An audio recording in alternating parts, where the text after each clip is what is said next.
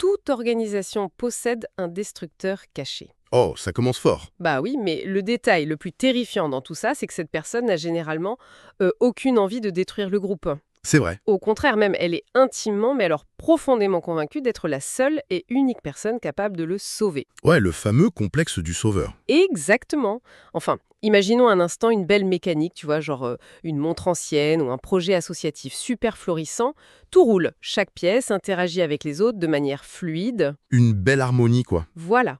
Et puis soudainement, un seul rouage décide qu'il est le seul à comprendre comment l'horloge doit tourner. Ah, le grain de sable. C'est ça, ils se mettent à enfler, à monopoliser tout l'espace, à forcer la rotation de toutes les autres pièces. Et le résultat, le métal grince, la friction devient insupportable et la machine entière finit par exploser en plein vol. C'est vraiment l'illustration parfaite de l'effondrement d'un système interdépendant. Dès l'instant où une entité refuse la coopération pour imposer une domination absolue, c'est l'asphyxie globale. C'est clair. Et c'est exactement cette mécanique humaine qu'on va explorer en profondeur aujourd'hui. On s'appuie sur un document extrêmement riche, rédigé par le pasteur Frankie Narcisse et qui s'intitule « Le syndrome des Diotrephes ». Alors décortiquons tout ça parce que ce texte y prend pour point de départ le dysfonctionnement qu'on observe au sein de certaines églises évangéliques, mais la grille de lecture qu'il propose dépasse super largement le cadre religieux. Bah oui, complètement. C'est universel. Le profil psychologique qui est disséqué, il est d'une universalité troublante. Que l'on parle d'un comité d'entreprise, d'un syndicat de copropriété, d'une équipe de recherche ou même d'un club de foot, la dynamique est la même.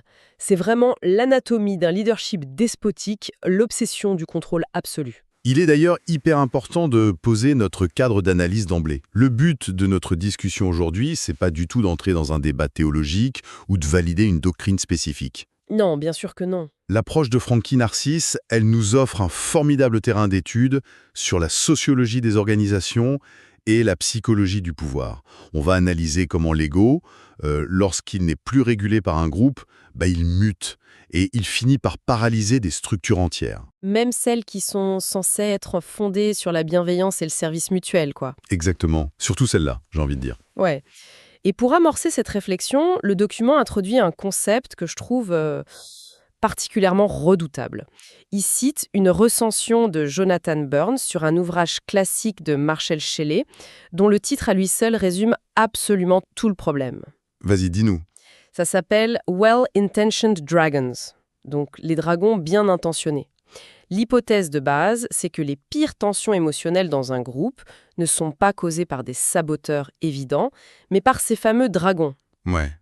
Des individus qui arrivent avec d'excellentes intentions, mais qui finissent par calciner tout le monde sur leur passage. Ce qui est vraiment fascinant ici, c'est que la métaphore du dragon, elle est brillante, parce qu'elle capture la disproportion de la menace, tu vois. Carrément, un dragon, ça reste énorme. Voilà, un dragon bien intentionné reste un dragon.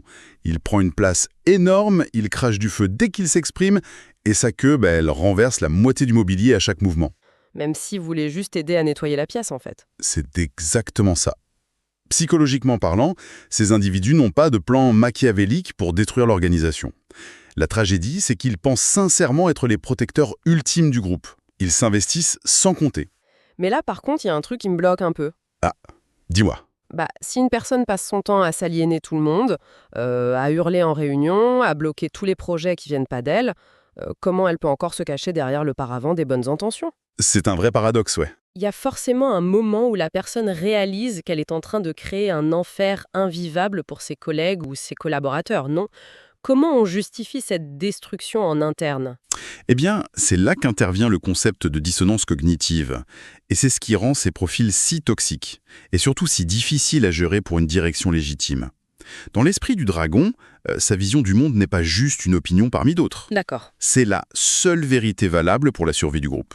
Donc, toute forme d'opposition, elle est perçue non pas comme un désaccord stratégique normal, mais comme une attaque existentielle contre l'organisation elle-même. Ah ouais, donc si quelqu'un contredit le dragon, cette personne devient la menace. Tout à fait. Une menace qu'il faut neutraliser à tout prix. Le dragon ne se voit jamais, au grand jamais, comme un tyran. Il se voit plutôt comme un martyr. Un martyr. Ouais, un martyr épuisé de devoir porter seul le lourd fardeau de la vérité face à, je cite, l'incompétence générale. C'est vertigineux de penser que la destruction pure naît d'une certitude morale absolue. Enfin, On a tous croisé ce genre de figure, je suis sûre. Oh que oui. Le parent d'élève qui arrive le tout premier pour monter les chaises à la fête de l'école, mais qui finit par exiger de valider la couleur des serviettes en papier, le menu du traiteur. Et qui menace de démissionner avec grand fracas si on décale la kermesse de 10 minutes. C'est exactement ça. Par une sorte de guerre d'usure alimentée par son prétendu dévouement, cette personne finit par prendre tout le monde en otage.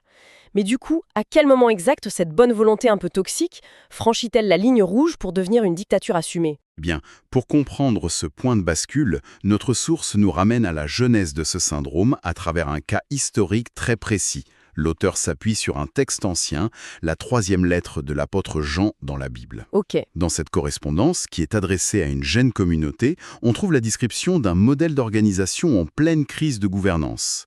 D'un côté, le texte valorise des figures comme Gaius et Démétrius. Eux, ce sont les bons exemples, c'est ça. C'est ça. Ils incarnent l'hospitalité, la collaboration et le service. Les bons rouages qui font tourner la machine avec douceur, pour reprendre ton analogie. Ouais. Et de l'autre côté, en opposition complètement frontale, on trouve la figure centrale de notre exploration. C'est l'archétype même du tyran. Diotrephe. Le fameux Diotrephe, Gic, que je trouve complètement lunaire quand on y pense. Le nom de Diotrephe, ça signifie littéralement « nourri par Jupiter ». Jupiter, oui. On parle quand même du Zeus romain, le roi du Panthéon, le dieu de la foudre et de l'autorité suprême. C'est pas qu'une simple anecdote historique d'ailleurs. L'auteur suggère que ce prénom indique une origine païenne, ce qui implique que Diotrephe a été élevé dans une culture, un bain idéologique où le pouvoir divin se manifeste par la domination absolue. La force brute, quoi. Exactement. La suprématie sur les autres divinités. C'est une éducation qui valorise l'écrasement de la concurrence. Il a littéralement été nourri, culturellement parlant, par l'idée que le chef, c'est celui qui lance des éclairs depuis le sommet de l'Olympe. C'est ce qu'on appellerait aujourd'hui un cas sévère du syndrome du personnage principal, non ? Ah, on peut dire ça, ouais. Cet homme a été programmé pour se percevoir comme le centre absolu de l'univers. Et c'est là que ça devient vraiment intéressant. L'ironie est totale. Il se convertit. Il intègre une organisation chrétienne primitive dont la charte fondatrice exige de se laver les pieds les uns les autres, de considérer le leader comme le serviteur de tous. Ouais, une structure hyper horizontale, en théorie. Voilà. Et pourtant, il y installe un régime de terreur. Mais comment un groupe fondé sur des valeurs aussi égalitaires laisse-t-il un Jupiter s'emparer du trône ? Est-ce que c'est un coup de force ou une élection qui a vraiment mal tourné ? Le texte de Frankie Narcisse souligne justement l'ambiguïté de cette ascension. Historiquement, le récit antique ne précise pas si Diotrephe s'est autoproclamé leader en profitant d'un vide décisionnel ou si la communauté lui a volontairement confié les clés. Peut-être charmé par son assurance de dragon bien intentionnée au début. C'est très probable, oui. Mais dans le fond, la modalité de son arrivée au pouvoir est secondaire. Ce qui importe vraiment, c'est la mutation de son rôle. Dès l'instant où il a obtenu une once d'autorité, il a remplacé la structure communautaire par une oligarchie d'un seul homme. Et c'est là que le document devient une véritable autopsie de la prise de contrôle. En seulement 2 versets, l'apôtre Jean énumère 6 actes commis par Diotrephe. 6 actes très précis. Très précis. Et quand on regarde ces actions de près, c'est pas juste une liste de mauvaises manières, c'est carrément une stratégie militaire. C'est le manuel d'instruction parfait pour transformer un groupe collaboratif en secte isolée. Complètement. La première phase de sa stratégie, c'est l'isolement total. Le texte dit qu'il aime être le premier et qu'il refuse de recevoir les apôtres. Il ferme physiquement la porte aux fondateurs de son propre mouvement. Si on relie ça à une perspective un peu plus large, c'est la création d'un silo informationnel. Un classique, ouais. Une technique redoutable de manipulation organisationnelle. Pour asseoir son autorité, le tyran doit absolument couper son groupe de toute influence extérieure. Surtout des figures qui possèdent une autorité légitime supérieure à la sienne. Logique, elle pourrait le contredire. Voilà, en refusant l'accès aux apôtres, Diotrephe s'assure qu'il est la seule et unique source d'information et de doctrine pour sa communauté. Il devient l'unique canal entre le groupe et la réalité. Et la deuxième phase de son plan va encore plus loin. Le texte dit qu'il tient de méchants propos, qu'il répand des ragots malveillants sur ses mêmes fondateurs. Ouais, la diffamation. Et c'est là que ma théorie du dragon bien intentionné vacille un peu. Parce que répandre des calomnies en sachant pertinemment que c'est faux, c'est de la malveillance pure, non ? Comment un ego même démesuré parvient-il à justifier la diffamation en interne ? C'est une excellente question et ça nous plonge vraiment au cœur de la psychologie du tyran. Diotrephe ne fait pas que repousser l'autorité légitime, il doit la détruire symboliquement aux yeux de ses partisans. Pour justifier qu'il ferme la porte. Pétant, alors son isolement passe pour un acte héroïque. Oh, l'habileté du truc. Il les protège, en fait. C'est ça. La diffamation n'est pas perçue par le tyran comme un mensonge gratuit, mais comme une arme vitale, nécessaire pour préserver son propre narratif. Il doit tuer la réputation des autres pour que sa propre lumière paraisse plus éclatante. C'est vraiment le contrôle absolu de l'histoire. Il s'érige en seul sauveur face à des ennemis qu'il a lui-même inventés, en fait. Tout à fait. Et ça nous mène à la troisième phase, qui est la plus violente, la purge institutionnelle. Non seulement il refuse d'accueillir les autres croyants, mais le texte nous dit qu'il interdit aux membres de son propre groupe de le faire. Et s'ils désobéissent? S'ils désobéissent, il les chasse de l'Église. Il les excommunie, tout simplement. C'est la militarisation de l'exclusion sociale. Il faut bien comprendre que l'excommunication, dans une structure communautaire, antique ou même moderne d'ailleurs, c'est la peine de mort sociale. C'est clair, tu perds tout. C'est l'effacement pur et simple de l'individu. Ce que Diotrephe met en place ici, c'est un vrai régime de terreur. Le message envoyé au reste de l'organisation est limpide. La loyauté ne doit plus être envers les valeurs du groupe, ni envers la mission fondatrice. Elle doit être exclusivement envers sa petite personne. Exactement. La désobéissance ne se traduit pas par un débat ou une réprimande, elle entraîne l'anéantissement social total. C'est l'outil ultime pour s'assurer que personne n'osera jamais lever la main pour contester une de ses décisions. Et c'est quand même effroyable de constater que cette mécanique, décrite il y a près de 2 millénaires, c'est le miroir exact de dynamique qu'on retrouve dans nos environnements contemporains. C'est fou, hein? Ouais. C'est toute la force de l'analyse du pasteur Narcisse, je trouve. Il extrait ce syndrome de Diotrephe de son sarcophage historique pour nous montrer qu'il respire encore dans les salles de réunion, dans les conseils d'administration et bien sûr dans les comités de direction de nombreuses associations aujourd'hui. Et la définition contemporaine qu'en donne l'auteur est particulièrement tranchante. Le syndrome de Diotrephe, aujourd'hui, c'est l'incarnation d'un ego surdimensionné qui accapare l'intégralité des leviers de pouvoir. Et qui refuse de rendre des comptes. Voilà, il refuse catégoriquement le principe d'imputabilité. L'imputabilité, c'est l'obligation de rendre des comptes, de justifier ses choix devant ses pairs. Le Diotrephe moderne, il opère dans une opacité totale. Il considère que le simple fait de devoir s'expliquer est une insulte directe à son intelligence ou à son statut. L'auteur utilise d'ailleurs des images très fortes pour ancrer ce concept dans notre réalité. Il compare ce profil à une Cour suprême autoproclamée. Très belle image. Ouais.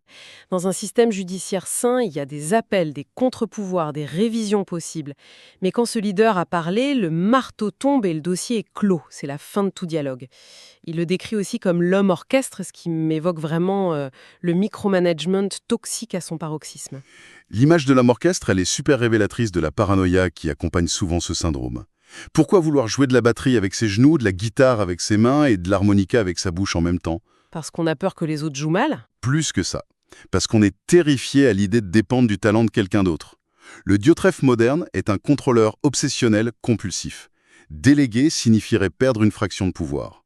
Et surtout, ça voudrait dire admettre que d'autres personnes ont des compétences que lui ne possède pas. Ah ouais, l'horreur pour lui. Et donc, il s'épuise et épuise l'organisation, parce qu'absolument chaque petit détail, du choix d'un fournisseur à la couleur d'un logo, doit passer par son filtre exclusif. Mais une telle concentration de pouvoir, ça crée inévitablement de la friction. Enfin, des gens finissent par se rendre compte de la situation, par poser des questions, par suggérer des méthodes plus collaboratives, non ? Oui, inévitablement. Alors comment un système aussi dysfonctionnel parvient-il à se maintenir en place sans imploser immédiatement sous le poids de sa propre absurdité ? Eh bien, et en fait ça soulève une question hyper importante sur les mécanismes de défense de ses leaders. Il se maintient grâce à un bouclier féroce, conçu pour le rendre littéralement intouchable. D'accord. L'auteur souligne avec justesse que le Diotrephe sait, consciemment ou non, que sa position est illégitime et fragile. Par conséquent, il vit dans un état d'hypervigilance permanent. La moindre critique, même formulée avec beaucoup de tact et visant sincèrement l'amélioration du groupe, elle est traitée comme une mutinerie. Une trahison ? Une trahison absolue. Et la réponse est toujours asymétrique, elle prend la forme de représailles extrêmement sévères et presque toujours publiques. Et le fait que ces représailles soient publiques, c'est fondamental, hein ? Le but n'est pas de corriger une erreur de processus, Le but, c'est de faire un exemple. Tout à fait. L'auteur mentionne que la foudre s'abat pour humilier, pour dénigrer et écraser l'opposant devant tous les autres. C'est une stratégie d'intimidation massive. On détruit la carrière, la réputation ou le statut d'un membre pour envoyer une onde de choc paralysante à tous ceux qui auraient eu la mauvaise idée de voir parler. Exactement. Et le drame organisationnel, il se noue précisément autour de l'absence de structure pour endiguer ça. Le syndrome de Diotrephe ne s'épanouit que dans le vide. Quand il n'y a pas de garde-fou. C'est ça. Il prospère lorsqu'il parvient à court-circuiter ou à empêcher la formation d'une pluralité de leaders matures, capables de faire contrepoids. Sans un conseil d'administration indépendant, sans des pairs dotés d'un réel pouvoir de veto, l'organisation n'a aucun système immunitaire pour rejeter l'infection autocratique. Le corps est sans défense. Et la survie émotionnelle du tyran devient l'unique mission du groupe. C'est fou de se dire ça. Comprendre l'anatomie de ce syndrome, de l'émergence de ce dragon bien intentionné jusqu'à la mise en place d'une vraie dictature de l'ego, c'est vraiment se doter d'un radar essentiel. Un radar indispensable aujourd'hui. C'est la capacité de repérer la toxicité avant qu'elle ne calcifie les structures de l'organisation. L'analyse de Frankie Narcisse, elle nous rappelle que la frontière entre, le dévouement passionné et le contrôle pathologique, elle est d'une finesse extrême. Très très fine, oui. Dès qu'une personne commence à isoler le groupe, à salir la réputation des autres pour briller elle-même et à exiger une loyauté aveugle sous peine d'exclusion, l'alarme doit retentir, fortement. C'est un avertissement intemporel. Et il faut retenir que l'effondrement d'un groupe ne vient presque jamais d'une attaque frontale venant de l'extérieur. Non, ça vient de l'intérieur. Ça vient d'une succession de petits compromis avec l'imputabilité et le partage du pouvoir. Le parcours de Diotrephe illustre parfaitement comment l'absence de régulation et de confrontation saine transforme un membre soi-disant modèle en un prédateur pour sa propre communauté. Et ça nous amène à l'ultime pièce du puzzle, un angle mort vraiment vertigineux que ce document nous pousse à observer. Ah ouais. Lequel? Tout au long de cette exploration, la lumière a été braquée sur la figure écrasante de Diotrephe. On a scruté sa soif de pouvoir, ses manipulations, sa cruauté sociale, mais une dictature ne se construit jamais en solitaire. C'est très juste. Pour qu'un individu puisse s'ériger en cour suprême, confisquer l'agenda, expulser des membres et instaurer la terreur, instaurer un tel climat, il faut une condition préalable absolue. Il faut que les autres le laissent faire. Exactement. Il faut que face à la toute première calomnie, la salle détourne le regard. Il faut que lors de la première expulsion arbitraire, les gens chuchotent dans les couloirs, s'indignent à la machine à café, mais se taisent lors de la réunion officielle. C'est souvent là que tout bascule, le silence. Le texte se focalise sur le despote, bien sûr, mais le véritable mystère psychologique, c'est la passivité de l'Assemblée. La question qui doit nous hanter à la fin de cette analyse, ce n'est pas seulement de savoir comment repérer un Diotrephe. Mais plutôt de regarder autour de nous. De se demander dans nos propres organisations, nos collectifs, est-ce que la complaisance, l'évitement du conflit à tout prix et le silence poli des gens de bonne volonté ne sont pas au final le véritable terreau qui permet à la tyrannie de prendre racine, car en fin de compte, sans le silence des autres, l'ego d'un seul homme ne fait aucun bruit. On repère en général très facilement un leader toxique quand il annonce clairement la couleur, non Ève? Ah oui, quand c'est frontal, on le voit venir de loin. Exactement. Mais que se passe-t-il quand cette soif absolue de pouvoir, elle se déguise en vocation altruiste? Et ça, au beau milieu d'une communauté super bienveillante. C'est là que ça devient vraiment dangereux, oui. Du coup, aujourd'hui, on plonge dans une analyse détaillée. Un document hyper intriguant, rédigé par le pasteur Frankie Narcisse. Ça s'intitule « Le syndrome des Diotrephes », deuxième partie. Un titre assez mystérieux au premier abord. C'est ça. Et notre mission pour cette exploration, c'est de décoder un profil de leadership toxique très particulier. Un vrai loup déguisé en agneau. Ouais. Parce que ce texte, il mélange de manière assez fascinante la théologie, la dynamique de groupe et même la psychologie clinique. L'objectif, c'est de comprendre ce qui se passe quand la quête de pouvoir et l'insécurité se cachent derrière de super bonnes intentions au sein d'un groupe. Tout à fait. Et je pense qu'il convient de poser un cadre strictement neutre avant d'aller plus loin. Ah oui, C'est crucial pour ceux qui nous écoutent. Voilà. Notre analyse aujourd'hui, elle se concentre objectivement sur les concepts psychologiques et sociologiques du texte. Le but n'est absolument pas de prendre parti sur les croyances religieuses, mais vraiment d'observer comment ce document relie la spiritualité à la santé mentale. C'est une précision super importante. Alors, décortiquons tout ça. On a tous déjà croisé un leader un peu trop autoritaire. Mais que se passe-t-il quand ce besoin de domination est justifié par une prétendue vocation exceptionnelle? Eh bien, pour comprendre ça, il faut regarder la prémisse du pasteur Narcisse. Et il parle d'un problème qui dépasse largement le simple comportement. C'est-à-dire, le comportement n'est pas le vrai problème? En fait, non. Le comportement visible, genre le désir de domination, le rejet de l'autorité ou le refus d'accueillir les autres, ce n'est vraiment que la pointe de l'iceberg. D'accord, donc il y a un truc beaucoup plus profond en dessous. Exactement. Le vrai problème, selon le texte, il est à la fois spirituel et psychologique. Spirituellement, c'est une rupture totale avec le principe même de service. La personne se met au centre de tout. Ouais, au lieu de servir les autres, elle se sert des autres, quoi. C'est exactement ça. Et psychologiquement, ça traduit un besoin excessif de contrôle. Il y a cette peur viscérale de perdre son influence et une vraie incapacité à valoriser qui que ce soit d'autre. Donc, si je résume, c'est un problème de cœur, en fait. L'ego a complètement remplacé l'humilité. C'est le cœur du problème, oui. Et le fil conducteur ici, c'est que pour régler un problème de comportement dans un groupe, il faut d'abord comprendre cette insécurité profonde qui le nourrit. Parce que c'est cette insécurité cachée qui contamine toute la vie de la communauté. Ça me fait penser à une mauvaise herbe tenace, tu vois? Oh, l'analogie est bonne, ouais. Bah oui, parce que couper les feuilles visibles, donc les comportements dominants, ça sert strictement à rien si on s'attaque pas à la racine invisible. Ouais, la racine étant l'insécurité et l'orgueil dont on parlait. Exactement. Tant que la racine est là, la mauvaise herbe repousse et souvent en pire. Ce qui est fascinant ici, c'est comment le texte décrit le basculement d'un groupe. On passe d'une dynamique d'amour fraternel, d'entraide, à une dynamique de rivalité pure. Et ça bloque complètement l'œuvre collective, j'imagine. Totalement. Toute l'énergie du groupe est siphonnée par ce leader toxique. Waouh. Et du coup, ça nous amène à la question logique. Maintenant qu'on connaît la racine de l'attitude de ce fameux Diotrephe, comment on gère une personne comme ça? Eh bien, c'est là que le document fait appel à une ressource très intéressante. Le livre de Marshall Shelley de 1987. Ah oui, Well-Intentioned Dragons, les dragons bien intentionnés. J'adore ce titre. C'est un grand classique. Le texte le cite comme une lecture vraiment incontournable pour faire face aux personnes difficiles dans un contexte communautaire ou spirituel. Et la prémisse de ce livre m'a complètement fait bugger, pour être honnête. Ah oui, pourquoi? Le but, selon Shelley, ce n'est pas de détruire ou d'anéantir ces fameux dragons, mais d'en faire des disciples, de les réhabiliter, quoi. Même si ça semble totalement impossible. C'est vrai que ça va à l'encontre de nos instincts de base. Mais carrément, c'est là que ça devient vraiment intéressant, mais aussi hyper contre-intuitif. Pourquoi devrait-on s'épuiser à essayer de sauver ou d'intégrer quelqu'un qui est littéralement en train de détruire le groupe de l'intérieur? C'est la réaction logique de vouloir s'en protéger, c'est sûr. Bah oui. Ne serait-il pas beaucoup plus sûr pour la communauté de juste bannir ce dragon, de le mettre dehors et de fermer la porte à clé? Alors, il faut bien recadrer l'idée ici. Le texte ne prône pas du tout la tolérance de l'abus. Pas du tout. Ok, donc on n'est pas dans la complaisance aveugle. Voilà.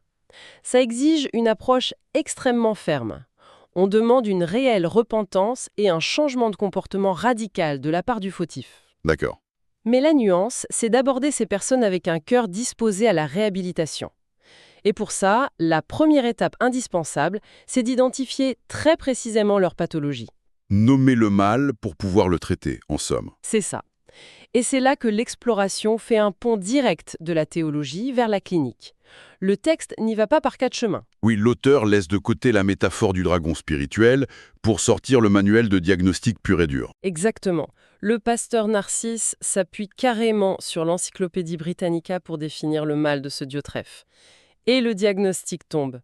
C'est du narcissisme fondamental. Du narcissisme clinique, carrément. Oui, avec tous les critères. Une absorption extrême de soi, un besoin constant et insatiable d'attention, et surtout, un manque d'empathie flagrant. C'est glaçant, dit comme ça. Et ce n'est pas tout. Britannica ajoute l'arrogance, l'égoïsme, et cette croyance profonde chez eux d'avoir un don unique. Ils s'attendent à un traitement hyper spécial. Ah, le fameux passe-droit perpétuel. C'est ça.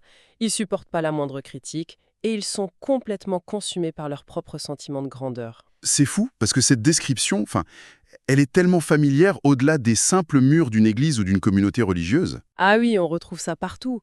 Au bureau, en politique, dans les assos. Grave. C'est vraiment comme quelqu'un qui est intimement convaincu d'être le personnage principal d'un film, et tous les autres, c'est juste des figurants. Ils sont juste là pour l'applaudir à la fin de sa scène, tu vois? C'est une super image. Si nous relions cela à une vision plus globale de la dynamique d'un groupe, le texte montre bien que ce besoin viscéral d'être admiré, ça les aveugle totalement. Ils ne voient plus du tout les autres. Exactement. Ils deviennent incapables de voir ou même de comprendre les besoins réels de ceux qui les entourent. Toute l'organisation doit servir leur ego. Et c'est pour ça que savoir qu'il s'agit de narcissisme, bon, c'est utile en théorie, mais le texte va plus loin. Il nous offre une vraie grille de lecture pratique pour les repérer, ces leaders toxiques. Oui, une liste de critères très clairs. Avant que les dégâts ne soient irréversibles, bien sûr. L'analyse se plonge dans une liste de 9 traits précis. C'est littéralement comme lire le manuel diagnostique des troubles de la personnalité. On peut les passer en vue d'ailleurs, c'est assez éclairant. Hein. Ouais, vas-y. Alors, 1. Un grand sens de sa propre importance. 2. Des fantasmes de succès, de pouvoir ou de beauté illimitée. La folie des grandeurs, quoi. Exactement.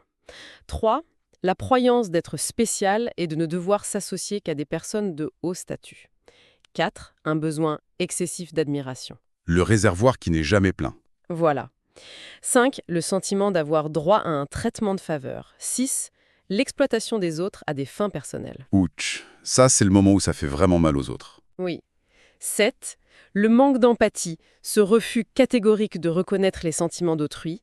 8. L'envie des autres, ou la croyance que les autres les envient. Et enfin 9. Une attitude et un comportement globalement arrogants. Attends, arrête-toi juste une seconde sur le point numéro 8. L'envie.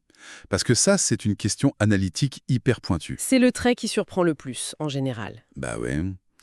Qu'est-ce que tout cela signifie, en fin de compte? Si cette personne se croit vraiment supérieure et unique, pourquoi elle ressentirait le besoin d'envier les autres? C'est le grand paradoxe de ce profil. C'est ça? Et pourquoi être paranoïaque sur le fait qu'on l'envie? Est-ce que ce serait pas la preuve ultime de cette fameuse insécurité profonde dont on parlait tout au début? Tu as mis le doigt en plein dessus, c'est exactement ça. Ces 9 points, ils forment en fait un cercle vicieux parfait. Un système complètement fermé sur lui-même. Voilà, à la racine, tu as cette insécurité monumentale. Pour masquer ça, l'individu crée des fantasmes de grandeur. Mais comme c'est du vent, il faut forcer le respect, ce qui mène à l'exploitation des autres et à une arrogance insupportable. Et en écrasant les autres, il s'isole. Et qu'est-ce qui se passe quand il est isolé? Il voit les réussites réelles des autres, ceux qui ont de vraies relations saines, et là l'envie surgit. Ce qui vient frapper son insécurité encore plus fort. Exactement. L'envie renforce l'insécurité, ce qui relance le besoin de grandeur, et la boucle recommence. C'est un engrenage destructeur. C'est tragique, Conchette, à la fois pour le groupe et pour la personne elle-même. Mais du coup, on en vient un peu à la conclusion de tout ça. Quelle est l'importance de cette exploration pour ceux qui nous écoutent aujourd'hui? Je dirais que l'utilité, elle est double. Bien sûr, ça aide à démasquer ces fameux leaders toxiques avant qu'ils ne fassent trop de dégâts. Mais c'est surtout un outil incroyable de réflexion personnelle. Ouais, un bon coup de miroir pour nous-mêmes. C'est ça. Ça rappelle à quiconque travaille en équipe l'importance vitale de garder un équilibre. Il faut de l'ambition, il faut du leadership, oui, mais ça ne vaut rien sans une véritable empathie. C'est l'empathie qui sert de garde-fou contre le syndrome du dieu trèfle, finalement. C'est super fort. Mais tu sais, ça m'amène à une réflexion finale un peu provocatrice pour clore cette analyse. Ah, je t'écoute. C'est toxique.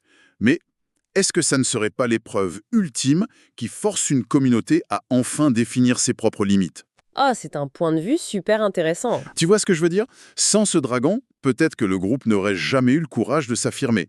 En affrontant ce narcissisme, la communauté forge une résilience et une authenticité qu'elle n'aurait tout simplement jamais pu développer dans un confort total. C'est le feu du dragon qui durcit l'acier du groupe, en quelque sorte. C'est une excellente réflexion à laisser méditer à tous ceux qui nous écoutent. Ouais, de quoi voir les personnalités difficiles d'un autre œil la prochaine fois. Merci d'avoir exploré ça avec moi et à la prochaine pour une nouvelle plongée passionnante.